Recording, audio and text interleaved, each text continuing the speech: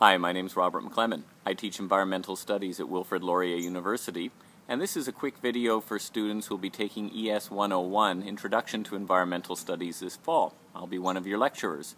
And with this quick video, what I want to do is welcome you to the course and give you a quick idea of the sort of topics we'll be talking about and some of the activities we'll be doing.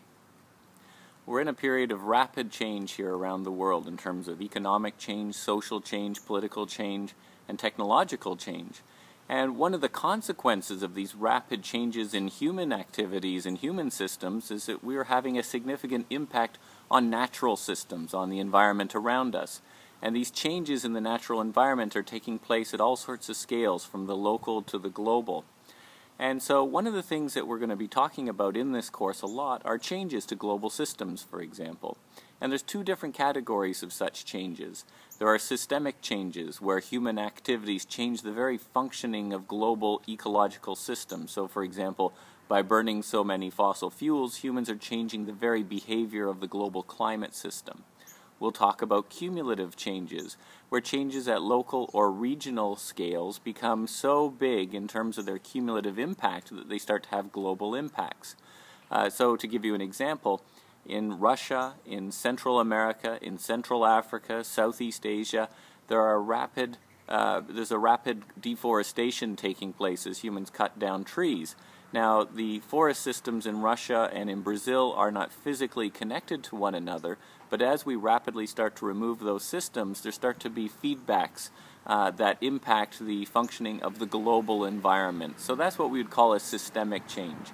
And that's just one example of how we're going to approach changes in the natural environment as the connection between human and natural systems. So in our class, what we're going to do is we're going to have a variety of lectures that look at a variety of topics, everything from the behavior of plants, from photosynthesis right through to the creation of forests, and we're going to talk about human systems and changes in them, like, for example, demographic changes and how human population rates of increase have changed over time. And so here in Canada, we have a relatively low population growth rate.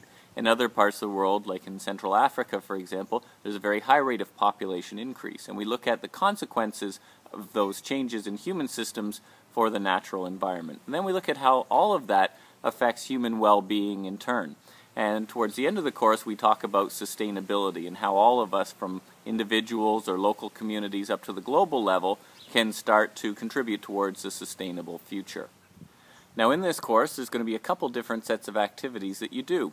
One of them is going to lectures, obviously, which you'll do twice a week, but the other thing is you'll be broken down into smaller groups to do tutorials or lab sessions. And so those labs take place every other week on the even-numbered weeks during the course. And so in those sessions, you'll meet in a small group with a lab instructor or demonstrator, and you'll go through a variety of activities. And then you'll have 2 weeks to actually do an assignment that has a very practical outcome. So, for example, you might talk about pipelines, or you might talk about how we can increase pollinator habitat on campus. So we'll get to practice some of the ideas that we learn in the classroom. Speaking of the classroom, you have a course textbook, and it's expected that you will have read the appropriate chapters before you arrive in the classroom for the lecture. This is called Socratic method.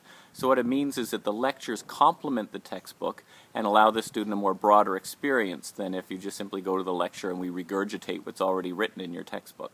So it's hoped that you will actually prepare for your lectures, that you show up regularly and participate in the lectures as well.